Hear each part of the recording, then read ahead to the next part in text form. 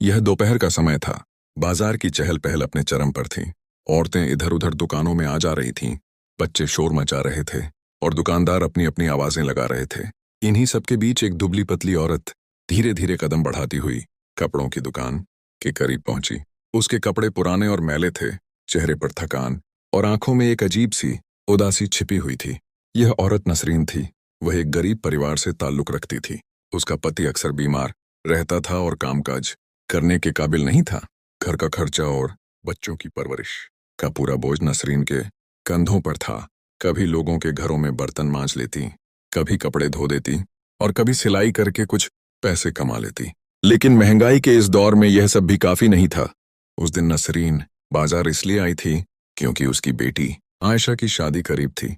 वह चाहती थी कि बेटी के लिए कम से कम एक नया जोड़ा खरीद ले ताकि उसका दिल खुश हो जाए। उसने मन ही मन सोचा, अगर मैं पुराने कपड़ों में बेटी को विदा करूंगी तो लोग क्या कहेंगे? बेटी के सपने कैसे पूरे होंगे? वह कपड़ों की दुकान के अंदर गई। वहां रंग बिरंगे कपड़े सजे थे, रेशम, कॉटन, लॉन सूट के नए नए डिजाइन।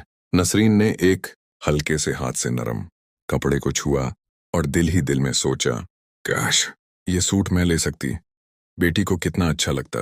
दुकानदार ने उसे ऊपर से नीचे तक देखा, फिर थोड़ी सख्त आवाज में बोला, बीबी देखना है तो देखो, लेकिन ये कपड़े सस्ते नहीं हैं। नसरीन का दिल टूट सा गया, मगर उसने सब्र किया।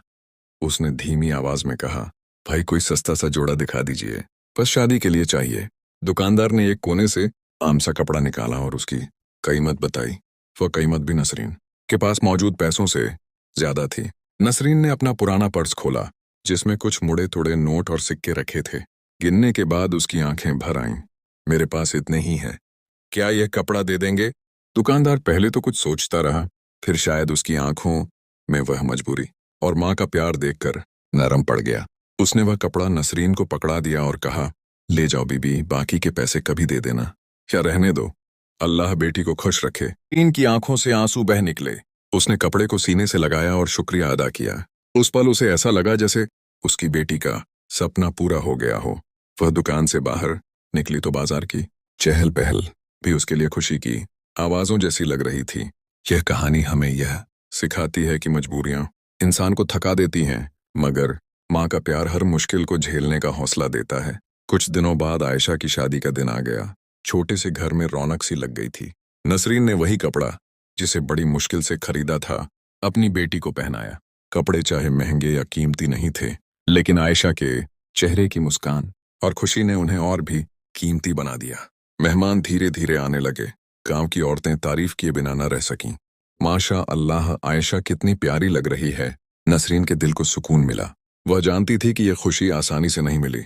उसने दिन रात मेहनत की थी और फिर दुकानदार के रहमदिल रवैये ने इस खुशी को मुमकिन बनाया था। शादी की रस्में हंसी खुशी से हुई। साधारण सा खाना था, साधारण सा घर, लेकिन मोहब्बत और खुलूस की दौलत बेहिसाब थी। आयशा जब विदा हुई तो नसरीन की आंखों से आंसू बह निकले, मगर यह आंसू गम के नहीं बल्कि सुकून और फख्र के थे। कुछ दिनों बाद नसरीन बाजार से गुजर रही थी तो वही दुकान सामने आ गई। वह कुछ पल रुकी और दुकानदार को दिल से दुआ दी। दिल ही दिल में कहा, अगर उसने उस दिन मेरी मदद न की होती तो आज मेरी बेटी के सपने अधूरे रह जाते। घर लौटकर नसरीन ने अल्लाह का शुक्र अदा किया। उसके दिल में यह सुकून था कि उसने अपनी मजबूरियों के बावजूद बेटी की खुशी के लिए सब कुछ कर दिखाया। वक्त गुजरता गया और नसरीन के लिए यह वाकया एक यादगार कहानी बन गया। एक कहानी माँ की कुर्बानी, बेटी के सपनों और इंसानियत की भलाई की। यह कहानी हमें यह सिखाती है कि गरीबी और मजबूरियों के बावजूद अगर मोहब्बत और नियत साफ हो तो खुशियां मिल ही जाती हैं। और कभी कभार किसी की एक छोटी सी मदद किसी की पूरी जिंदगी बदल देती है।